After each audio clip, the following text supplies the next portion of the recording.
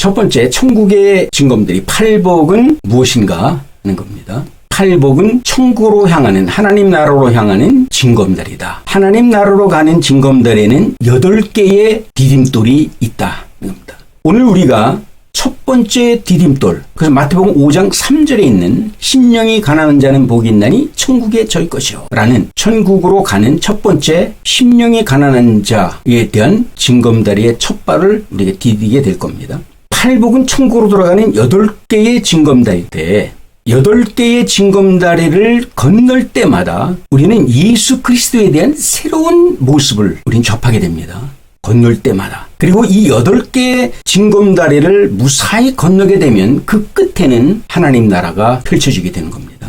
그런데 이 8개의 징검다리를 건너가는 그 과정은 결코 쉽지는 않습니다. 굉장히 험하고 때로는 고통과 고뇌, 번뇌, 또 때로는 많은 핍박과 모욕을 당하기도 하게 되고 오해를 받게 됩니다. 그래서 팔복의 마지막 끝나는 부분의 11절에 예수님은 이렇게 선포합니다. 나를 인하여 너희를 욕하고 핍박하고 거짓으로 너희를 거스러 모든 악한 말을 할 때에는 너희에게 복이 있나니 기뻐하고 즐거워하라. 하늘에서 너의 상이 큼이라. 너희 전에 있었던 선지자들을 이같이 핍박하였느니라. 8개의 징검다리를 건너는 모든 과정이 결코 쉽지는 않다라고 하는 걸 반증해 주는 거죠. 이 다리를 건너가는 과정 속에는 여러 가지 아픔이 있고 고통이 있고 시련이 따라온다는 얘기죠.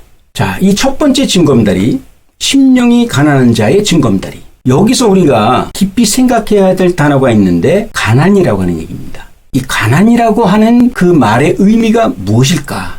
헬라어로 푸토코스라고 얘기하는데요. 이 푸토코스라고 하는 말은 뭐냐면 없어서는 안 될 것이 없는 상태. 반드시 나에게, 절대적으로 나에게 있어야 되는데 그게 나에게 없는 거예요. 이걸 이제 푸토코스라고 그래요. 가난이다. 이렇게 얘기하는 겁니다. 그럼 우리 신앙인들에게 반드시 있어야 될 게 뭘까요? 하나님이 있어야 되겠죠. 예수님, 성령님, 하나님의 말씀 반드시 우리에게 필요하겠죠. 이것이 없다라고 얘기하는 게 아니에요. 여기서 없을 무라고 하는 것이 이 말씀을 가리키는 사람이 그 대상이 누구냐면 바로 예수님의 제자들과 바로 우리들을 얘기하고 있는 거예요. 선택받아 온 사람들입니다. 그런데 예수님이 없어요? 선택받은 제자들이 하나님이 없어요? 성령이 없습니까? 있어요. 근데 왜 그들에게 가난하다고 얘기했을까요? 하나님이 있고 예수님이 있고 성령이 있어요. 믿음도 있습니다. 신앙이 있어요. 그런데 왜 없다고 얘기했을까요? 왜 가난하다고 얘기했을까요? 그러니까 여기서 얘기하는 가난이라고 하는 것은 하나님도 있고 예수님도 있고 성령님도 있지만 열정이 없다는 거예요. 열정이. 뜨거움이 없다는 거예요. 내가 몇 년 전에 어떤 젊은 부부를 만났는데 그 남편이 나한테 그런 얘기를 하더라고요. 자기가 지금 결혼한 지가 지금 20년이 다 됐는데 자기 부인을 보면 막 설렌대요. 20년 차 결혼 생활을 했는데 부인을 보면 처음에 만났을 때처럼 막 가슴이 막 설렌대. 근데 그걸 보고 깜짝 놀랐어요. 우리는 보통 결혼이 한 20년, 30년 되면 처음에는 애정과 사랑으로 결혼해서 신혼을 차리고 한 가정을 꾸리고 살잖아요. 그러면 20년, 30년 지나면 뭐 사랑은 없고 정으로 산다며요. 이 정으로 산다고 하는 얘기는요, 결국은 언젠가는 헤어질 수 있다는 얘기예요. 이 젊은 그 남편처럼 결혼이 20년 차가 돼가는데도 그 부인을 처음 만났을 때처럼 막 첫사랑이 막 가슴이 울렁울렁 된다는 거죠. 바로 이걸 얘기를 하는 거예요. 부인이 있어요. 근데 그 부인의 첫사랑을 잃어버렸고 사랑이 식어져서 그냥 이제는 몇 년을 같이 살았기 때문에 정으로 산다. 그 상태를 얘기하는 게 아니에요. 바로 이 상태를 얘기하는 거예요. 처음 만났을 때처럼 가슴이 막 설레는 거죠. 하나님은 내 안에 있어요. 예수님이 내 안에 있습니다. 그런데 막 설레는 거예요. 이 애정, 애증, 열정, 첫사랑 이게 없다는 거죠. 이걸 가난하다라고 표현한 거예요. 푸토코스 이렇게 표현한 거죠. 조금 이해가 되죠? 히브리어로 이 가난이라고 하는 말은 아나브라는 얘기입니다. 이 얘기는 무슨 얘기냐면 빈곤하다, 비참하다, 그 다음에 온유하다. 아니 여기에 온유라는 말이 들어갑니다. 가난 속에 어떻게 온유가 있을까? 근데 분명히 히브리어는 이 가난이 온유라고 얘기합니다. 온유가 포함되어 있는 거예요. 우리가 보통 생각하면 이 온유는 마음이 부드럽거나 온화한 성격, 온화한 성품을 얘기하잖아요. 웬만해서는 화를 내지 않고 모든 것을 다 포용하는 그걸 우리는 온유라고 얘기하잖아요. 근데 성경은 이 온유가 빈곤하고 굶주림, 배고픔 뭐 이런 표현이 있다는 얘기예요. 성경에 보면 이 모세가 지면에서 가장 온유한 자다. 그렇게 얘기를 하거든요. 모세의 온유함은 두 가지가 있어요. 나중에 이제 그 온유에 대해서, 팔복의 온유에 대해서 할 때 또 설명을 하겠습니다. 여기서 얘기하는 온유는 빈곤으로 우리가 해석을 하자고요. 이 모세는요, 전적으로 하나님 때문에 빈곤한 사람이에요. 굶주려 있더라고요. 출애굽기 3장과 4장에 보게 되면 광야에서 모세가 불타는 떨기나무 가운데에서 하나님을 만납니다. 그리고 그곳에서 하나님은 모세에게 큰 사명을 주죠. 하나님 모세에게 이렇게 합니다. 내가 애굽에 있는 내 백성의 고통을 보고 그들이 그 간역자로 인하여 부르짖는 소리를 듣고 내가 알았다. 이제 내가 너를 바로에게 보내요. 너는 내 백성 이스라엘 자손을 애굽에서 인도하여 내게 하리라. 그렇게 소명을 줍니다. 그러자 이 모세는 하나님의 이 말씀을 듣고 이렇게 반문합니다. 하나님, 내가 누군데 바로에게 갑니까? 내가 어떻게 이스라엘 백성을 애굽에서 인도해 낼 수 있습니까? 내가 누군데? 그랬더니 하나님은 다시 모세에게 이렇게 얘기합니다. 내가 정녕 너와 함께 할 것이다. 그렇게 얘기합니다. 그런데도 이 모세가 안심이 안 됐는지요. 또 다시 이렇게 얘기합니다. 내가 저들에게 가서 너희 조상들의 하나님이 나를 너희에게 보냈다. 내가 이렇게 얘기하면 저들은 분명히 이렇게 얘기할 겁니다. 네가 만난 하나님은 누구냐? 그가 누구냐? 그럼 내가 저들에게 뭐라고 내가 설명할까요? 내가 저들에게 가서 조상들의 하나님이 나를 너희에게 보내셨다 하면 그들은 나에게 그의 이름이 무엇이며 그가 누구인가? 이렇게 물어볼 텐데, 그럼 나는 저들에게 내가 만난 그 하나님을 뭐라고 얘기했으면 좋을까요? 그러니까 하나님이 모세에게 이렇게 합니다. 나는 스스로 있는 자다. 스스로 계신 자가 나를 너희에게 보내셨다. 넌 그렇게 말하라. 그러면서 하나님이 이렇게 얘기합니다. 나는 아브라함의 하나님, 이삭의 하나님, 야곱의 하나님이다. 자기의 존재를 드러냅니다. 그런데도 모세는 또다시 질문합니다.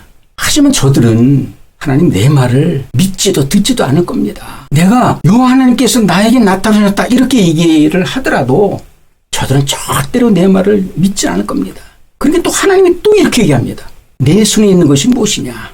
그러니까 모세가 이렇게 합니다. 내 손에 있는 것은 지팡이입니다. 그랬더니 하나님께서 뭐라고 말씀하시냐면 그 지팡이를 던져보라 이렇게 얘기합니다. 모세가 이 지팡이를 던집니다. 근데 그 지팡이가 뱀으로 변하는 거예요. 깜짝 놀라죠. 그런데 모세는요, 지팡이가 뱀으로 변하는 그 놀라운 사건을 보면서도 주저합니다. 의심을 하니까 하나님이 모세에게 내 손을 품 안에 넣어봐라 그렇게 얘기합니다. 그래서 모세가 자기의 손을 품 안에 넣어봅니다. 그리고 그걸 빼라 하니까 품에서 그 손을 빼니까 멀쩡하던 손이 문둥병이 걸려 있는 거예요. 또 하나님이 얘기합니다. 네 손을 다시 품에 집어넣어봐라. 다시 품 안에 집어넣었더니, 그리고 꺼냈더니 그 손이 다시 멀쩡해진 겁니다. 자, 여러분들 한번 보세요. 보통 이쯤 되면 우리 같으면 이제 하나님이라는 존재를 우리가 알잖아요. 그리고 이제 순종을 하죠. 생각해 보세요. 지팡이를 던졌더니 뱀이 됩니다. 꼬리를 다시 잡았더니 지팡이가 돼요. 그뿐입니까? 멀쩡한 손을 품에 넣었다 빼니까 문둥병에 걸린 손이 돼버렸잖아요. 다시 집어넣었다 빼니까 멀쩡한 손이 돼요. 이 정도 되면 그 하나님이 어떤 하나님이라는 건 우린 보통 알잖아요. 그리고 순종할 겁니다. 근데 모세는 달랐어요. 그래서 이렇게 얘기합니다. 주여, 나는 본래 말을 잘 못해요. 내 입이 뻣뻣하고 혀가 둔해서 나는 잘 할 수 없습니다. 그러니까 하나님이 또 이렇게 얘기합니다. 이제 가란 말이야. 내가 네 입과 함께 있어서 내가 네가 어떻게 말할 것인지를 내가 너에게 가르칠 거야. 그러니까 이제 가라 이렇게 얘기합니다. 근데 여기서 모세가 물러서지 않습니다. 또다시 이렇게 얘기합니다. 끝까지 자기 주장을 고수하는 겁니다.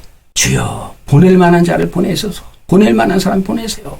나는 말도 못한다고 그랬잖아요. 나는 입이 뻣뻣한 사람이라고 그러잖아요. 그러니까 나를 보내지 말고 다른 사람을 보내세요. 그렇게 얘기합니다. 그랬더니 하나님이 이렇게 얘기합니다. 야, 레위 사람 네 형이 있잖아. 아론이 있잖아. 그가 내가 말 잘하는 거 잘 알아. 그가 너를 도울 거야. 가. 이렇게 얘기합니다. 그 말을 듣고 모세는 돌아섭니다. 내가 한 가지 질문을 좀 해볼게요. 지금까지 예수님과 그 대화 속에서 우리 하나님께서 끈질기게 모세에게 가라고 얘기합니다. 근데 모세도 역시 지지 않고 자기는 할 수 없다고 거부합니다. 그러면 이게 모세가 하나님께서 가라 하는데도 여러 가지 기사와 이적을 보여주는데도 그가 끝까지 거부한 이유가 뭘까요? 왜 거부했을까요? 모세가 겁이 많아서 그랬을까요? 겁쟁이라? 아니면 모세가 두려워서 그랬을까요?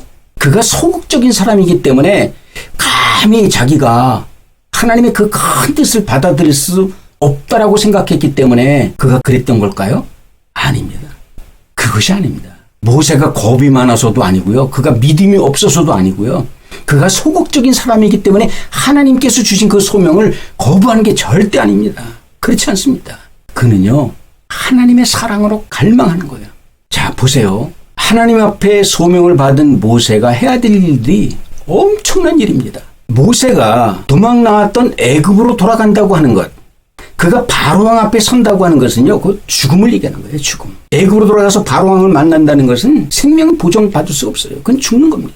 또 설사 바로가 허락을 했다 치자고요. 그래, 이스라엘 백성을 그래 끌고 나가라. 그래서 자유함을 줬다 치자고. 그러면 200만에 가까운 이 백성들을 어떻게 통솔하고 어떻게 이끌어갈 겁니까? 한 번도 그런 경험이 없는 모세가 이걸 어떻게 끌고 나갈 거예요? 어떻게 통솔할 겁니까? 또 그들을 광야까지 데리고 나갔다 치자고요. 그러면 그 많은 백성들을 의식주 문제를 어떻게 해결할 겁니까? 마실 물, 먹을 양식, 그들의 신발, 의복, 이걸 어떻게 감당할 겁니까? 모세가. 공장이 있습니까? 농사를 집니까?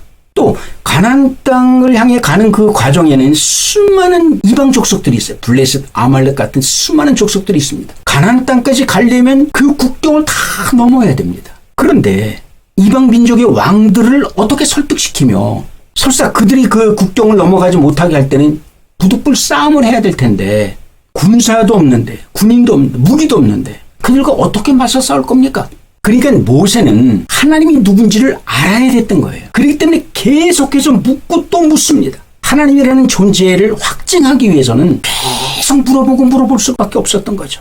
100번이고 1000번이고 물어봐야 되는 거예요. 떨기나무 가운데서 만났던 그 하나님, 내가 구전을 통해서 듣고 있던 그 하나님, 아브라함 하나님, 이삭의 하나님, 야곱의 하나님, 도대체 그 하나님은 어떤 분인데 그 하나님은 나에게 이 엄청난 사명을 나에게 주어서 이스라엘 백성들을 애굽에서 가나안 땅까지 그 험난한 광야의 길을 거쳐서 가나안 땅까지 가게 하시는가? 내가 그 하나님이 어떤 분인지를 철저히 알아야 했던 거예요. 그래서 그 하나님에 대해서 굉장히 빈곤했던 겁니다. 갈급했던 거예요. 심령이 가난한 거예요, 지금. 하나님이 어떤 분인지를 알아야 되지 않습니까? 무책임하게 이스라엘 백성도 끌고 나갈 수는 없잖아요. 대충 아는 것 같고 아브라함의 하나님, 이삭의 하나님, 야곱의 하나님이니까 나와 함께 하실 거야 라고 해서 이스라엘 백성을 끌고 갈 수는 없다는 겁니다. 그가 비겁해서도 아니고 겁쟁이라서도 아니고 믿음이 없어서도 아닙니다. 그 하나님이 어떤 하나님인지 철저하게 알아야만 자기가 움직일 수가 있는 거예요. 그래서 모세는 끝까지 노라고 얘기할 때 하나님은 끝까지 예스라고 합니다. 가라 합니다. 못 갑니다. 가라. 못 갑니다. 가라. 하나님도 인내가 대단하죠. 보통 저 정도까지 얘기하면은 보통 사람들은 다 순종하고 갈 텐데 모세는 그렇지 않았어요. 끝까지 물어보는 겁니다. 하나님을 더 알고 싶어서 계속해서 물어봅니다. 그러니까 하나님께서는 모세를 원망하거나 책망하지는 않았습니다. 왜? 그걸 알기 때문에. 만약에 모세가 믿음이 없고 연약하고 소극적인 사람이었다면 모세를 처음부터 쓰지도 않았을 겁니다. 모세를 너무 잘 알았던 겁니다. 심적으로 그는, 영적으로 그는 공고한 사람입니다. 가난한 사람입니다. 하나님의 사랑으로 하나님으로 계속 자기를 채워야 됩니다. 그래야만 자기가 당당하게 나가서 바로 앞에서 맞서 싸워 나갈 수 있는 것이고 이스라엘 백성을 확실하게 끌고 나갈 수 있는 겁니다. 우리는요, 우리 믿는 사람들은 너무 쉽게 주의 길을 간다 그래요. 신학교 들어가거나 목회자가 되려고 하는 사람들 너무 쉽게 뭐 신학교 가면 뭐 다 지식을 배울 수 있겠지, 말씀을 배울 수 있겠지, 천만의 말씀입니다. 너무 쉽게 하나님이 맡겨진 그 사명을 너무 쉽게 넙죽넙죽 받습니다. 자격도 안 되는데 하나님에 대해서 제대로 알지도 못하면서 하나님이 누구인지, 내가 만난 그 하나님은 어떤 분인지, 무엇을 원하는지, 그분의 뜻이 무엇인지, 나를 향해서 하나님께서 요구하는 것이 무엇인지, 그 하나님이 어떤 분인지도 제대로 알지도 못하면서 목사가 되고 선교사가 되고 장로가 되고 권사가 되고 집사가 되고 교사가 되고 제대로 알지도 못하면서 그러면서 모세한테 손가락질합니다. 세상에 저 정도까지 기사와 이적을 베풀어 주셨고 놀라운 이적을 보여주셨으면 믿어야지. 모세는 그렇게 가벼운 사람이 아닙니다. 모세를 그렇게 평가하면 안 됩니다. 모세는 심령이 가난한 사람입니다. 하나님으로 채우고 또 채우고 또 채워서 100번이고 1000번이고 10,000번이고 의심나는 부분은 계속해서 캐물어야 하는 겁니다. 자기의 빈 심령 속에 하나님으로 가득 채워놔야 하는 겁니다. 그 이후에야 그가 자신 있게 나가서 복음을 증거할 수 있었던 겁니다. 홍해바다 그냥 갈라진 게 아닙니다. 반석을 쳐서 샘이 쏟는 기적, 말의 쓴물의 기적, 그냥 일어난 게 아닙니다. 하나님에 대해서 정확하게 알았기 때문에 40년 동안 광야에서 방황하고 목동생활할 때는 그 하나님이 어떤 분이라는 걸 잘 몰랐습니다. 구전을 통해서 듣고만 있었어요. 그러나 그거 갖고는 안 됐던 거예요. 그래서 그는 떨기나무에서 하나님을 만난 그 순간부터 하나님을 채우기 위해서 몸부림친 겁니다. 이게 심령이 가난한 자의 모습입니다. 예수님은 어땠을까요? 예수님은요, 아버지의 사랑으로 채우기 위해서 몸부림쳤습니다. 내 아버지요, 만일 할 수만 있거든 이 잔을 내게서 지나가게 하옵소서. 그러나 나의 원대로 마옵시고 아버지의 원대로 되기를 원하나이다. 아버지의 그 커다란 그 뜻, 인류를 향하신 하나님의 그 구원하기를 원하시는 그 원대한 뜻, 인류를 사랑하는 그 하나님의 그 사랑을 육신의 몸을 가지고 이 땅에 오신 예수님이 그 육신으로 받아들이기에는 너무나 역부족이었던 거예요. 너무나. 그가 물론 하나님의 아들입니다. 그러나 그는 육신의 몸을 갖고 이 땅에 오셔서 우리가 똑같은 성향의 육신을 갖고 있는 거예요. 그런데 그 원대한 하나님의 뜻, 인류를 구원하겠다고 하는 그 어마무시한 그 사명, 당신의 아들을 희생시켜서까지 당신이 만든 이 인간들을, 사람들을 구원하겠다고 하는 그 하나님의 그 원대한 사랑을 자기 몸으로 받아들이기에는 너무너무 한계점에 다다른 거예요. 한계점에. 십자가의 죽음이 두려워서 할 수만 있거든 이것을 옮겨달라고 기도한 것이 아니라 하나님의 그 큰 뜻과 그 사랑을 받아들이기에는 너무나 자기 자신이 초라했던 거예요. 육신이. 그걸 담기에는 그 육신의 그릇이 너무 작았던 거예요. 추했던 겁니다. 이게 심령이 가난한 예수님의 모습입니다. 여기서 심령이 가난한 자는 복이 있나니 하는 이 말의 의미가 바로 이런 깊은 뜻이 있다는 겁니다. 그냥 스쳐 지나가는 얘기가 아닙니다. 배고픔, 굶주림 이런 종류의 단어로 표현할 수 있는 그런 단어가 아닙니다. 심령의 가난이란 바로 이런 것입니다. 이제 여러분들 이해가 좀 됐나요? 얼마나 간절하게 자기 육신 속에 아버지의 뜻을 담고 그분의 사랑을 담기를 얼마나 갈망했으면 얼굴이 무릎 사이에 들어가고 이마가 땅에 닿을 정도로 그렇게 간절히 기도했어요. 누가복음 22장 43절로 그 말씀을 보게 되면요, 이렇게 나와 있어요.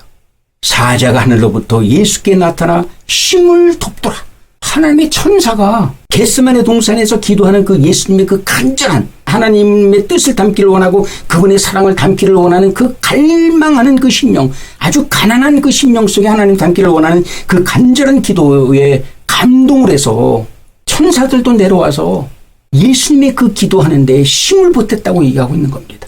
예수께서 힘쓰고 애써 더욱 간절히 기도하시니 땀이 땅에 떨어지니 핏방울 같이 되었더라.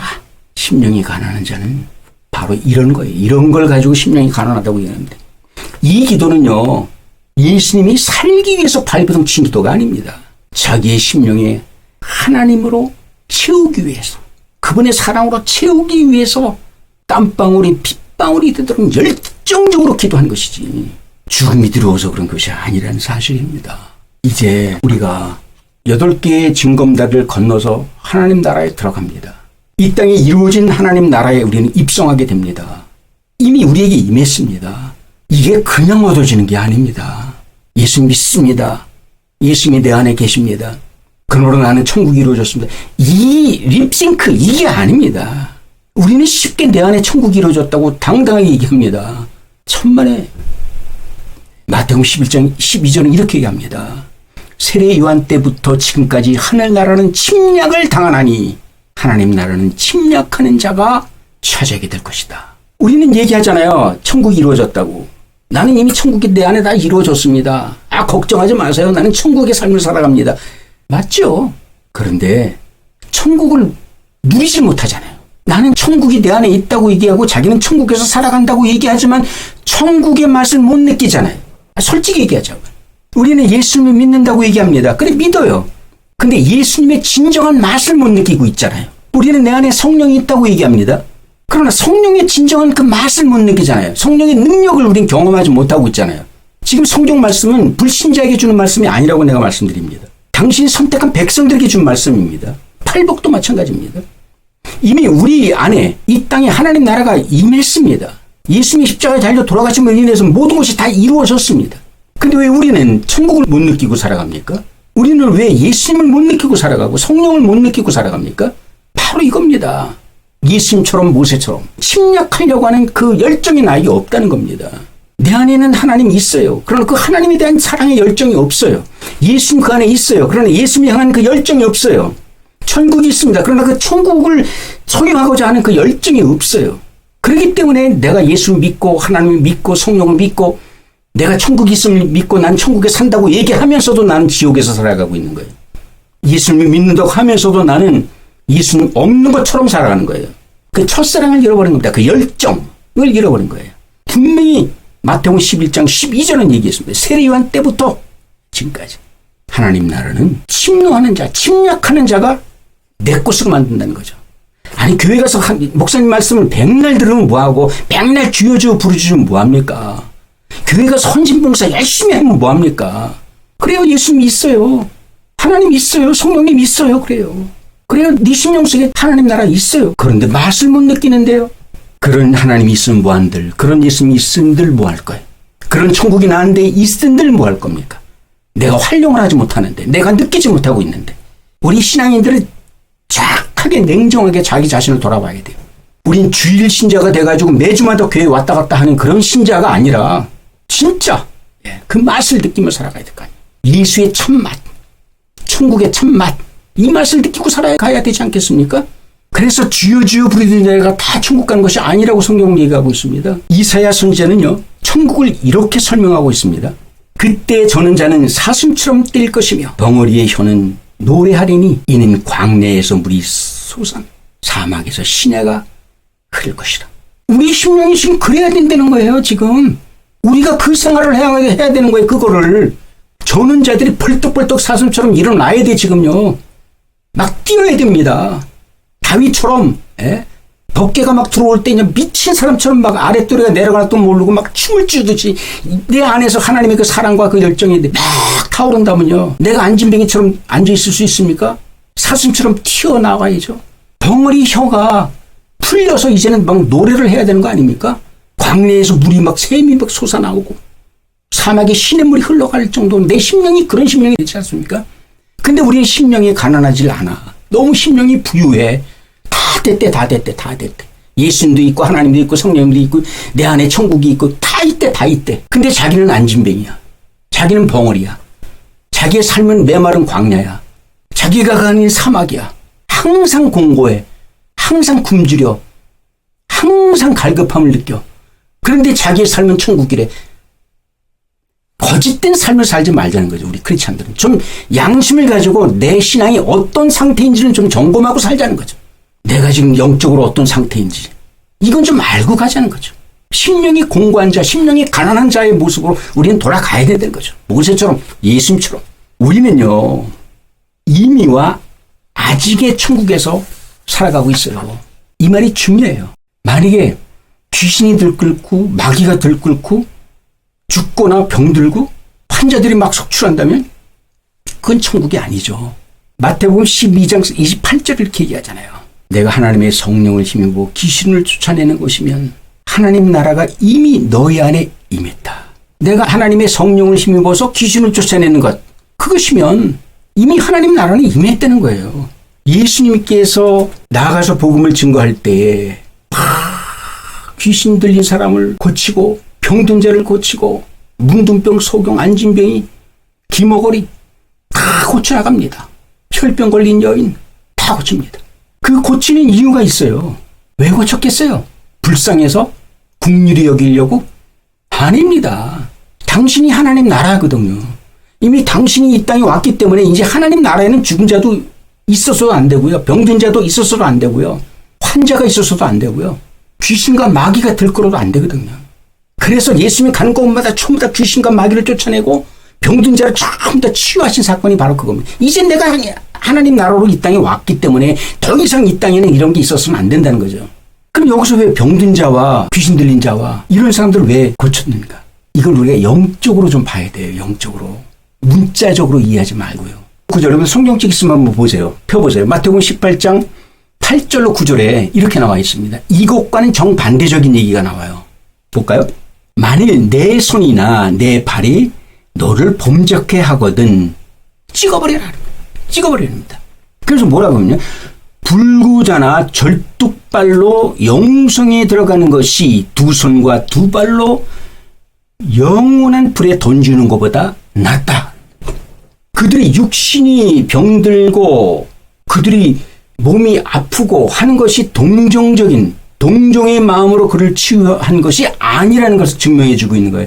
차라리 절뚝발이로 가는 게 낫고 눈먼 소경으로 가는 게 낫다는 거예요. 차라리 고치지 말고 그렇게 가라는 거예요. 그게 오히려 낫다고 얘기를 하는 거죠. 또 9절에 이렇게 얘기하죠. 만일 내 눈이 범죄케 하거든 빼어버리라. 한 눈으로 영생에 들어가는 것이 두 눈을 가지고 지옥불에 던지는 것보다 낫다. 차라리 장님을 이기는 게 낫다는 거죠. 이 얘기인즉슨 뭐냐면 예수님이 치유의 목적은 그들이 불쌍해서가 아니라는 거죠. 네가 절뚝발이든 네가 눈먼 소경이든 네가 죽을 병에 걸렸다 할지라도 내가 네 안에만 있으면 된다는 거죠. 왜? 내가 하나님의 나라니까. 네가 부족한 게 많아.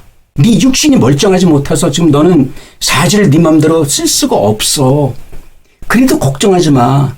멀쩡한 손을 가지고 두 눈을 보면서 하나님을 불신하는 것보다는 차라리 네가 나아. 그 얘기거든요. 왜? 내가 천국이니까. 이 얘기.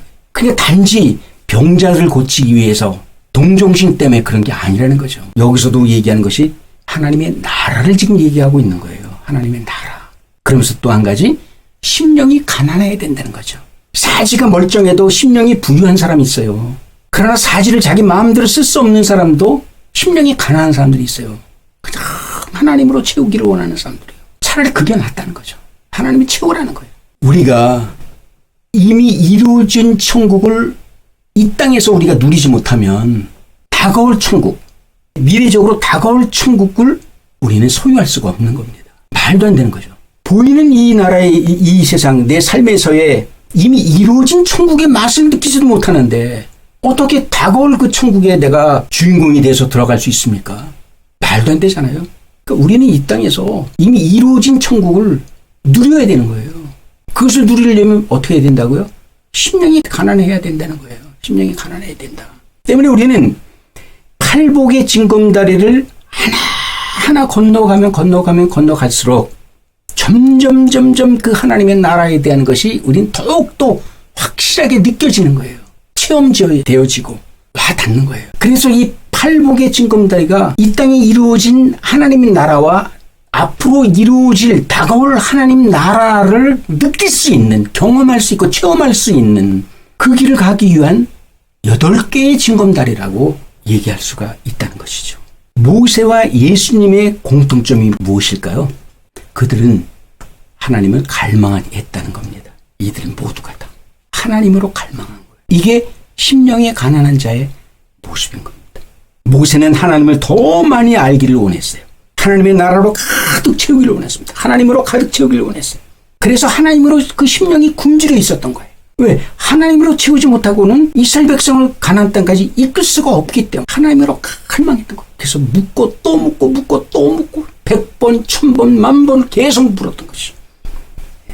예수님은 아버지 뜻을 이 땅에 이루기 위해서 아버지의 그 뜨거운 사랑을 자기의 연약한 육신의 부음을 받아야 됐던 거예요. 부음을 받아야 했던 거예요. 자기의 인간의 육신의 모습을 갖고는 하나님의 그 큰 원대한 그 뜻, 그 사랑을 품을 수가 없기 때문에 간절히 겟세마네 동산에서 땀방울이 핏방울이 될 정도로 하나님의 그 사랑으로 채워달라고 그 심령의 갈급함을 가지고 부르짖었던 거예요. 이 두 사람의 공통점은 바로 거예요. 하나님으로 갈망했다. 하나님으로 굶주렸다. 이거예요.